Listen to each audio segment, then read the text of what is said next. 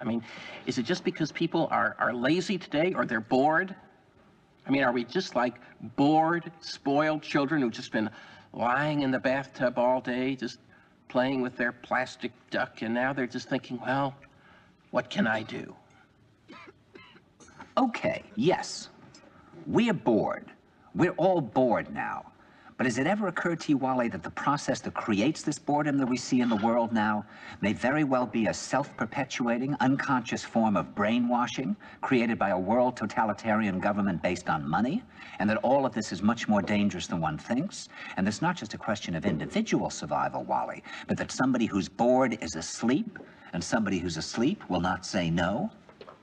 See, I keep meeting these people. I mean, just a few days ago, I met this man whom I greatly admire. He's a Swedish physicist, Gustav Bjornstrand, and he told me that he no longer watches television, he doesn't read newspapers, and he doesn't read magazines. He's completely cut them out of his life because he really does feel that we're living in some kind of Orwellian nightmare now, and that everything that you hear now contributes to turning you into a robot.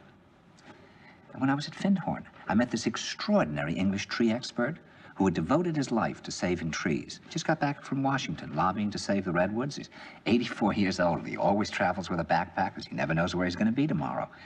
And when I met him at Findhorn, he said to me, "Where are you from?" And I said, "New York." He said, "Ah, New York, yes, that's a very interesting place. Do you know a lot of New Yorkers who keep talking about the fact that they want to leave but never do?" And I said, "Oh, yes." And he said, "Why do you think they don't leave?" I gave him different banal theories. He said, "Oh, I don't think it's that way at all." He said, "I think that New York is the new model for the new concentration camp, where the camp has been built by the inmates themselves, and the inmates are the guards, and they have this pride in this thing they've built. They've built their own prison, and so they exist in a state of schizophrenia, where they are both guards and prisoners, and as a result, they no longer have, having been lobotomized, the capacity to leave the prison they've made, or to even see it as a prison." And then he went into his pocket and he took out a seed for a tree and he said, "This is a pine tree." He put it in my hand and he said, "Escape before it's too late." See, actually for 2 or 3 years now, Chiquita and I have had this very unpleasant feeling that we really should get out. And we really should feel like Jews in Germany in the late 30s. Get out of here. Of course, the problem is where to go, because it seems quite obvious that the whole world is going in the same direction.